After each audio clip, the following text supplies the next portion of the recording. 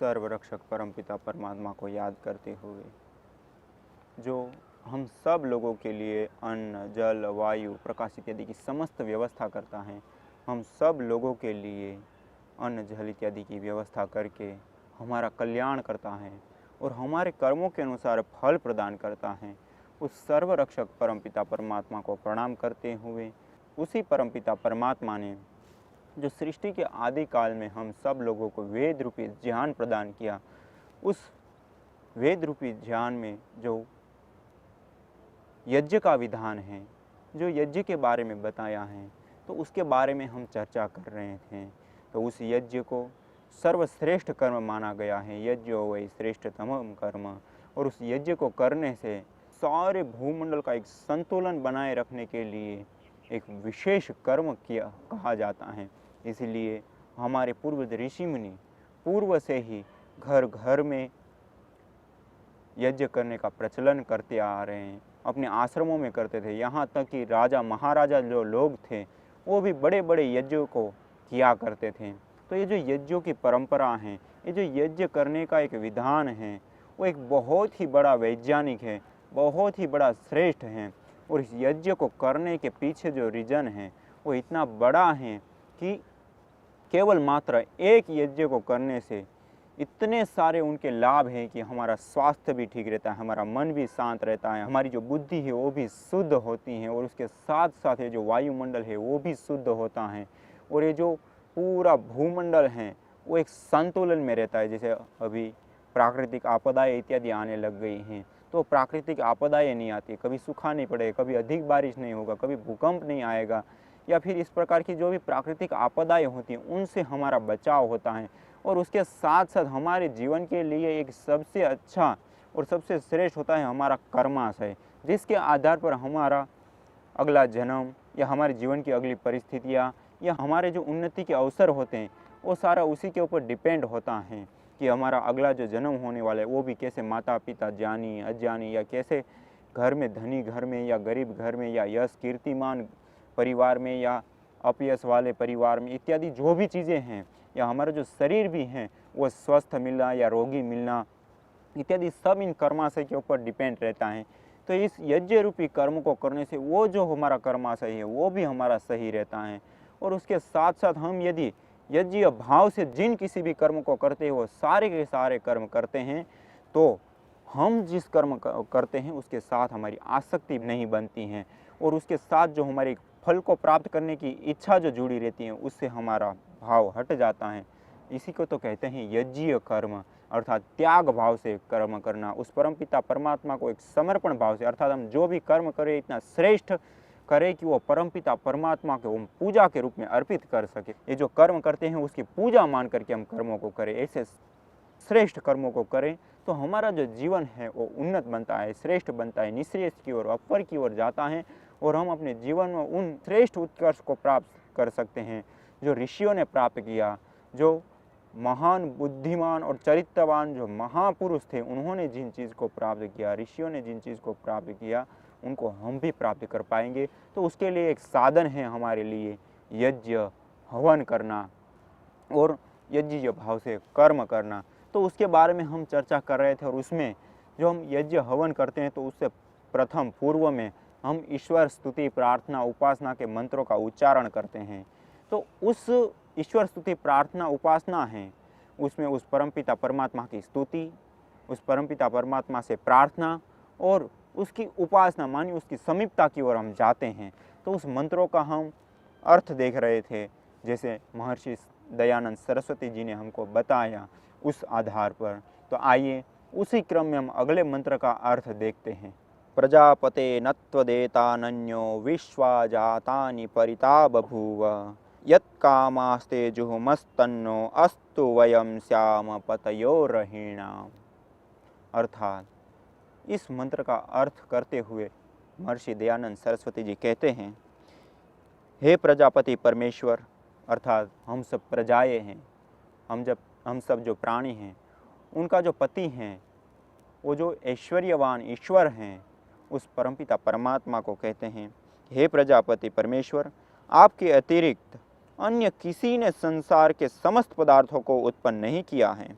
अर्थात इन सारे पदार्थों को उत्पन्न करने वाला वो परमपिता परमेश्वर एक ही हैं, जिससे सारा जो दृष्टिगोचर जगत है उससे निर्मित होता है। एको हम बहुश्याम, इस परमपिता परमात्मा के संकल्प के कारण ये सारा जगत उद्भुत होता है, हम सब मनुष्य के भोगा वर्ग को सिद्ध करने के लिए। इसी प्रकार आप सर्वोपरि हैं। हे प्रभु, हम जिस कामना के साथ आपकी शरण में आए, हमारी वह कामना पूर्ण कीजिए, जिससे हम धन ऐश्वर्य के स्वामी बने। अर्थात हम सब जो जीवगण हैं, हमारे लिए उस परमपिता परमात्मा ने हमारे भोग और अपवर को सिद्ध करने के लिए इस पूरी समष्टि का उद्भव किया। और हम मनुष्यगण यहाँ आने के बाद हम उस परमपिता परमात्मा से याचना करते कि हे परमपिता परमात्मा, हे सर्वेश्वर, हे ईश्वर, आप हमको ऐसी गति दीजिए, ऐसी मति दीजिए, ऐसी दृष्टि दीजिए, जिस दृष्टि से हम काम करके, जिस मति से हम काम करके इस धरती पर ये सारा जो आपका दिया हुआ ऐश्वर्य है उसका हम सही सही उपयोग कर पाए।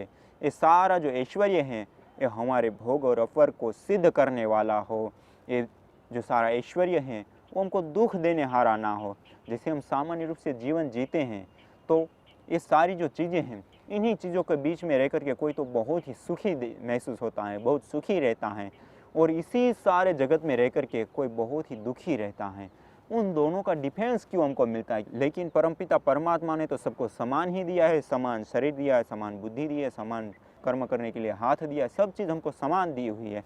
और इस धरती पर भी मतलब जितना हमको मिला इतना सबको, मानिए धरती, आकाश, वायु, जल, झरने, पृथ्वी, ये जो लहराते हुए वृक्ष, बहते हुए झरने इत्यादि, कितना सौंदर्य है इस धरती पर, सबको एक समान ही तो उस परमपिता परमात्मा ने दिया है।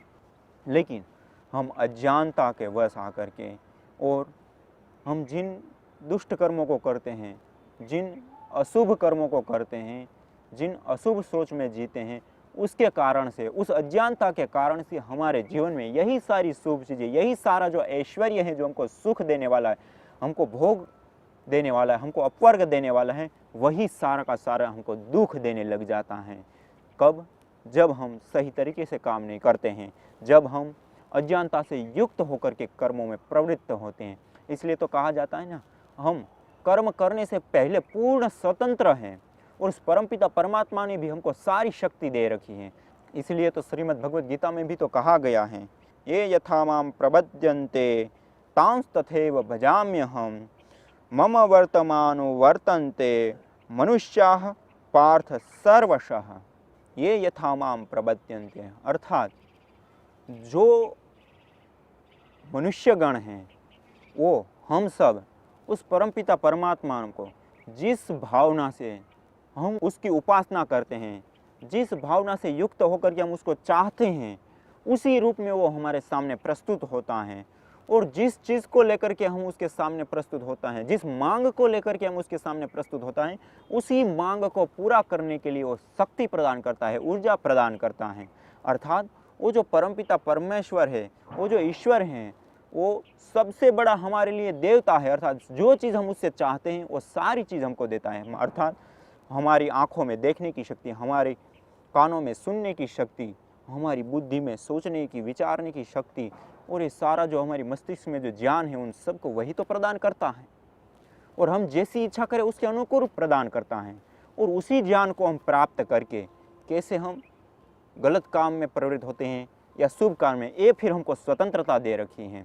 इसलिए कहा है, मम वर्तमानो वर्तन्ते मनुष्या पार्थ सर्वशः।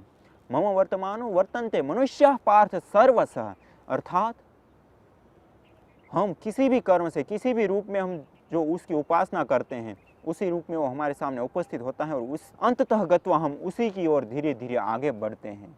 और ये सारे जो मनुष्यगण हैं एक दिन उसी के पास पहुंचते हैं।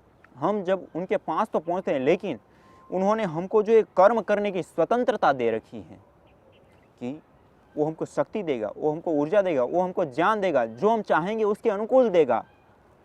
लेकिन वो जो कर्म हैं, वो कर्म को करने से पूर्व तक हमारी पूर्ण स्वतंत्रता होती है कि हम कुछ भी करें, एक काम को करें या ना करें, उस काम को करें या ना करें, वो चुनाव हमारे हाथ में होता है। लेकिन उस चुनाव को करने के बाद जब हम उस कर्म को कर डालते हैं, उस कर्म को कर डालने के बाद उस परमपिता परमात्मा की एक व्यवस्था में चला जाता है। अर्थात वो जो कर्मफल व्यवस्था है वो परमपिता परमात्मा के हाथ में है। हम जैसा कर्म करेंगे वैसा फल पाएंगे, जैसे बीज बोएंगे वैसा फल पाएंगे। अर्थात हम कांटे वाले पेड़ों को बोएंगे तो कांटे ही पाएंगे, फूल के पेड़ पौधे को बोएंगे तो फूल पाएंगे। इसलिए हम जो भी कर्म करें उस कर्म से पहले हम स्वतंत्र होते हैं, इसको करें या ना करें, लेकिन करने के बाद हम उसके फल के प्रति हम पराधीन हो जाते हैं। शुभ हमने कर्म किया तो उसका शुभ फल हमको सुख रूप में भुगतना पड़ता है, और यदि हमने गलत कर्म किया है तो उसका जो फल है पाप रूप फल, उसको हमको दुख रूप में भुगतना पड़ेगा किसी भी प्रकार से। इसलिए तो कहा है कि जो हम यहाँ पे कर्म करते हैं उन सारे के सारे कर्मों को करने से पहले हम स्वतंत्र हैं, लेकिन कर्म करने के बाद हम पराधीन हो जाते हैं। और ये जो पाप और पुण्य रूप हमारा कर्म बनते हैं, कर्माशय बनता है, उस कर्माशय में हमको निश्चित ही हमको उस कर्माशय को भोगना होता है। यदि पुण्य रूप ज़्यादा कर्माशय तो सुख विशेष इस धरती पर इत्यादि, और जो स्वर्ग इत्यादि योनियाँ कहते हैं वो भी हमको प्राप्त होती हैं और विशेष सुखों की हमको प्राप्ति होती हैं। और इसी प्रकार यदि गलत कर्म है तो हम निम्न योनियों में, अधम योनि में, पशु पक्षी कीट पतंग इत्यादि योनियों में जाते हैं और दुख को, कष्ट को, भोग को हम भोगते हैं। और यदि हम मुक्ति को चाहते हैं तो हमारे जो वासना रूपी संस्कार हैं उन संस्कारों को हम दूर करें, उन संस्कारों को हम हटाएं, उसकी ओर हम साधना करें कि हम जो इस जीवन को जी रहे हैं उस जीवन में हमारी जो वासनाएं हैं, एक कर्म के प्रति जो आसक्ति है, एक कर्म के प्रति फल की जो आशाएं हैं, उनसे हम रहित हो जाएं तो हमारा जो ये जीवन है इतना उज्जवल बनेगा, ये हमारा जीवन है इतना श्रेष्ठ बनेगा कि हम अपने जीवन को, उस उत्कर्ष को हम प्राप्त कर पाएंगे जो पूर्व में महर्षियों ने पाया, जो पूर्व में ऋषियों ने पाया। उस पद को हम भी प्राप्त कर सकते हैं, अपने जीवन को भी हम निःश्रेयस से युक्त कर सकते हैं। इसलिए यहाँ पे जो कहने का अभिप्राय है कि हम मनुष्य लोग जिस भी चीज़ की कामना कर रहे हैं वो कामना ये हमारी पूर्ण कीजिए और सब ऐश्वर्य को हमको प्रदान कीजिए। अर्थात उस परमपिता परमात्मा ने तो हमको ऐश्वर्य प्रदान किया ही किया है, लेकिन हम अज्ञानता के कारण इसी ऐश्वर्य को प्राप्त कर करके हम दुखी हो रहे हैं। और जो बुद्धिमान व्यक्ति हैं, जो विचारशील मनुष्य हैं, वो व्यक्ति इन सारी चीज़ों में ही अपना सुख ढूंढ लेता है, इन सारी चीज़ों से ही वो सुखी होता है और इन्हीं संसार में रह करके व्यक्ति मोक्ष अपर को प्राप्त करता है। इन्हीं संसार में रह करके वो इस प्रकार का कर्म करता है जिसके कारण वो स्वर्ग को प्राप्त करता है, और इसी संसार में रह करके एक व्यक्ति एक इस प्रकार के कर्म करता है जिसके कारण वो देवता बन जाता है, और यही मनुष्य के इस प्रकार के कर्म करता है जिसके कारण से वो व्यक्ति नीचे की ओर गिरता है, अधम योनियों में, कीट पतंग पशु पक्षी इत्यादि योनियों में जाता है। अर्थात हम जो भी कर रहे हैं, हम आगे बढ़ने के लिए या नीचे गिरने के लिए, सारे रास्ते हमारे लिए इस मनुष्य जीवन में खुले रहते हैं। इस मनुष्य जीवन में इसलिए तो इस योनि को कहा जाता है कि ये उभय योनि है, कर्म योनि भी है और भोग योनि भी है। हम यहाँ कितना भी भोग सकते हैं और कितना भी हम पुण्य भी कमा सकते हैं। इसलिए इसको दो प्रकार की योनि कहा गई है। अर्थात हम जो मनुष्य जीवन में हैं, हम यहाँ पे भोग और अपर दोनों को प्राप्त कर सकते हैं। और जो दूसरी योनियाँ होती हैं, अर्थात ये जो हम जिस योनि में हैं उसमें हम कर्म भी कर सकते हैं और भोग भी भोग सकते हैं, मोक्ष अपर को भी प्राप्त कर सकते हैं। लेकिन इससे इतर जो दूसरी योनियाँ हैं, चाहे देवत्व योनि का है, चाहे स्वर्ग में जाए, चाहे अन्य जो योनियाँ हैं, पशु पक्षी कीट पतंग इत्यादि, कहीं पे भी जाए तो वहाँ कहीं पर भी हम लोग जो हैं वो उस उत्कर्ष को हम प्राप्त नहीं कर सकते, या वहाँ से हम नीचे भी नहीं गिर सकते। वहाँ पे एक बंधन है हमारा, वहाँ पे हमारी एक निश्चितता है कि हम वहाँ पे जो हमारा निश्चय है भोग, उस भोग को ही हम भुगत सकते हैं। उससे अतिरिक्त हम ज़्यादा ना तो कुछ प्राप्त कर सकते हैं, ना वहाँ से हम कम हो सकते हैं। जैसे हमने पुण्य कमाए हैं, जैसे हमने पाप रूप कर्म किए हैं, उसी के आधार पर हमारा जो ये जीवन अगला होता है, मानिए दूसरी योनियों में होता है, उसमें हम केवल भोग ही भोग सकते हैं, कर्म नहीं कर सकते। अर्थात नया हम कुछ भी अर्जित नहीं कर सकते। लेकिन ये मनुष्य जीवन एक ऐसा विशेष जीवन है हमारे लिए कि इस योनि में आकर के, इस जीवन में आकर के हम कर्म करके बहुत बड़ा पुण्य भी कमा सकते हैं। अर्थात चारों ओर के रास्ते हमारे यहाँ खुले होते हैं। इस जीवन में हम जो कर्म करते हैं उसको यदि पहले सोचे विचारे और दूरगामी दृष्टि को देख करके रख करके और फिर हम कर्मों में प्रवृत्त हों, तो हम इस कर्मों के माध्यम से इतना ज़्यादा हमारे सामने ऑप्शन है। अर्थात हम स्वर्ग को भी प्राप्त कर सकते हैं, हम देवत्व को भी प्राप्त कर सकते हैं इसी जीवन में इस प्रकार के कर्म करके। और इसी जीवन में हम इतर योनियाँ जो कीट पतंग पशु पक्षी वहाँ भी जा सकते हैं। और इसी प्रकार इन सारी जो योनियाँ हैं इन सब बंधनों से छूट करके परम धाम जो परम श्रेय है, परम मोक्ष हैं, जो अपवर्ग हैं, जो सबसे श्रेष्ठ हैं, उसको भी हम प्राप्त कर सकते हैं इसी जीवन में। इसलिए ये जो मनुष्य जीवन है वो सबसे श्रेष्ठ जीवन कहा गया है। ये जो मनुष्य जीवन है वो सबसे कीमती कहा गया है। इसलिए हमको इस जीवन को इतनी सजगतापूर्वक, इतनी सतर्कतापूर्वक जीना चाहिए। हमको इस जीवन को इतनी श्रेष्ठतापूर्वक जीना चाहिए कि हम अपने जीवन में सबसे ज़्यादा उत्कर्ष को प्राप्त कर सकें, हम अपने जीवन में सबसे आगे से आगे विकास ही विकास कर पाएँ। क्योंकि ये जीवन एक हमको विशेष मिला है। यदि इस जीवन को हम सही तरीके से प्रयोग नहीं करेंगे तो ऐसी ही हमारे जीवन के साथ घटना घट जाएगी। जैसे एक कहानी हम सुनते हैं कि जैसे एक लकड़हारा होता है, वो लकड़हारा एक जंगल में लकड़ी काटता होता है और उस लकड़ी को काट करके उसका कोयला बना करके वो बेचता रहता है, उसमें अपने जीवन को व्यतीत कर रहा होता है। और उसमें एक बार एक राजा उस जंगल में भ्रमण करने के लिए जाता है, शिकार करने के लिए जाता है। तो उसका जब शिकार करने के लिए जाता है तो राजा अकेला, उनके साथ जो लोग दूसरे आए हैं उन सब लोगों को वहीं पे जंगल के बाहर रहने के लिए कहते हैं और कहता है कि मैं अकेला आज शिकार करने के लिए अंदर जाऊंगा। और इस प्रकार वो जंगल में शिकार करने के लिए राजा जाता है और अंधेरा हो जाता है, शाम हो जाती है और शाम हो जाने के बाद वो वापस बाहर नहीं आ पाता है। तो वहाँ पे वो चिंतित हो जाता है, मैं कहाँ रहूँगा, क्या कहाँ खाऊँगा पीऊँगा। और यहाँ जंगल में जो प्राणी होते हैं, जो मांसभक्षी प्राणी होते हैं, उससे भी मेरा संकट है, तो मैं क्या करूँ। उतनी ही देर में वहाँ से एक लकड़हारा गुजरा और उस लकड़हारे ने उनसे पूछा और उस राजा से निवेदन किया कि आइए आप भी हमारी कुटिया पे, आज हमको भी अवसर मिलेगा आपकी सेवा करने का और हम भी अपने आप को सौभाग्यशाली मानेंगे। तो ऐसे करके उस राजा को अपनी कुटिया पे ले गया, उनको खान पान सारा और रहन सहन की सारी व्यवस्था की। और सुबह जैसे ही हुई तो वो जो राजा हैं वो बड़ा प्रसन्न हुआ उसके ऊपर और उनको एक दुआ देता हुआ कहता है कि तुमने मेरे जीवन की रक्षा की है, तुमने मेरे इस संकट समय में तुमने मेरे पर बहुत ही बड़ा उपकार किया है, मैं तुम्हारा ऋणी हूँ। तुमको जब भी कोई आवश्यकता हो तो अवश्य मेरे नगर पे आना, मैं तुम्हारी आवश्यकता को पूर्ण करूँगा। ऐसे आश्वासन दे करके वो राजा जंगल छोड़ करके वो वापस नगर चला गया। फिर बहुत दिन बीतने के बाद वो जो लकड़हारा है उसकी एक गरीबी आ गई, उसके परिवार में, उसके घर में एक गरीबी आ गई।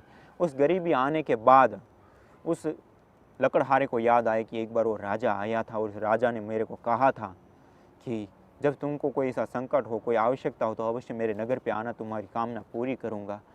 तो चलो चलते हैं उसके पास। ऐसा सोच करके वो उस राजा के पास गया और वहाँ पे नगर में गया, उस महल पे प्रवेश किया।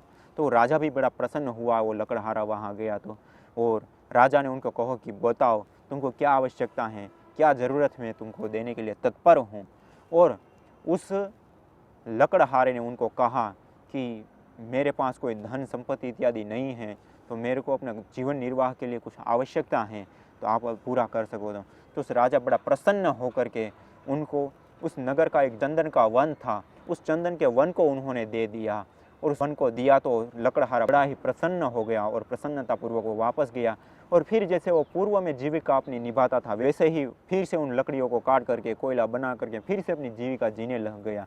फिर बहुत समय बीतने के बाद एक बार राजा के मन में आया कि चलो फिर से जंगल घूमने चलते हैं, शिकार करने चलते हैं। तो उसके मन में आया कि चलो वो एक बार लकड़हारे को हमने चंदन का वन दिया था तो उन्हीं के पास चलते, हो तो बड़ा ही प्रसन्न हो गया होगा, बड़ा ही वो धनवान बन गया होगा, बड़ा ही सुखी बन गया होगा, तो उनसे भी मिल लेंगे और उसी जंगल में हमको घूमना ही तो है तो घूम भी लेंगे। तो ऐसा सोच करके वो वहाँ पे गया और वहाँ पे जाने के बाद वहाँ पे देखा तो सारा जंगल उस लकड़हारे ने काट दिया और कोयला बना बना करके बेच दिया। उसको देख करके उनको बड़ा आश्चर्य हुआ और 2-5 पेड़ बचे थे अंत में।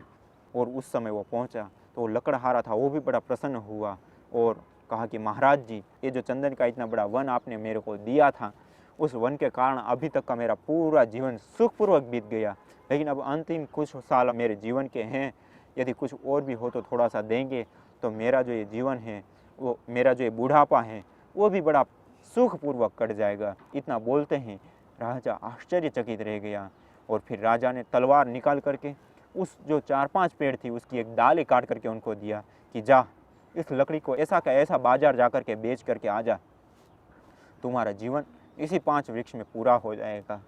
और वो लकड़हारा जाता है और उस लकड़ी को बाजार में ऐसा का ऐसा बेचने जाता है और वैसी की वैसी वो लकड़ी बेचता है तो कई गुना उनको कीमत मिली और उस कीमत को देख करके वो आश्चर्यचकित रह गया और इतना पछता रहा है अपने जीवन में कि इस राजा ने मेरे को इतना बड़ा ऐश्वर्य, इतना बड़ा धन दिया, उन सबको मैंने कोयला बना दिया। तो इसी प्रकार से हमारा ये जो जीवन है वो इतना कीमती है, इतना ज़्यादा विशेष है और उसको हम छोटे मोटी इच्छाओं को पूरा करने के लिए इधर उधर की विषय वासनाओं में बह करके और इधर उधर की बातों में बह करके हम अपने इस अमूल्य जीवन को ऐसे ही नष्ट कर देते हैं, जैसे चंदन की लकड़ी को कोयला बना करके हम नष्ट कर देते हैं। तो इसलिए हमको भी अपने जीवन में संभलना चाहिए, हमको भी अपने जीवन को उत्कर्ष की ओर आगे की ओर बढ़ाने के लिए ये जो यज्ञीय कर्म है, यज्ञीय भाव से जो जीना है, उसके साथ हमको जुड़ना चाहिए। इन मंत्रों के माध्यम से यही कहना चाहते हैं कि हम अपने जीवन को त्यागपूर्वक जिए, हम अपने जीवन को एक श्रेष्ठ उद्देश्य को, श्रेष्ठ लक्ष्य को लेकर के निःश्रेयस मोक्ष अपर को लक्ष्य में रखते हुए अपने जीवन को जिए, खुद भी सुखी हुए औरों को भी सुखी रखे, खुद भी संतुष्ट रहे, औरों को भी संतुष्ट रखने का प्रयास करें। अर्थात हमारे पास जो भी ऐश्वर्य, धन, संपत्ति, ज्ञान है, उसके अनुसार हम खुद भी सुखी रहे, औरों को भी सुखी रखें और यज्ञीय भाव से कर्म करें, यज्ञ करें, हवन करें और यज्ञीय भाव से कर्मों करें तो हम अपने जीवन को श्रेष्ठता की ओर ले जाएंगे। तो आइए आज इतना ही, इसी के साथ ओम शांति शांति शांति।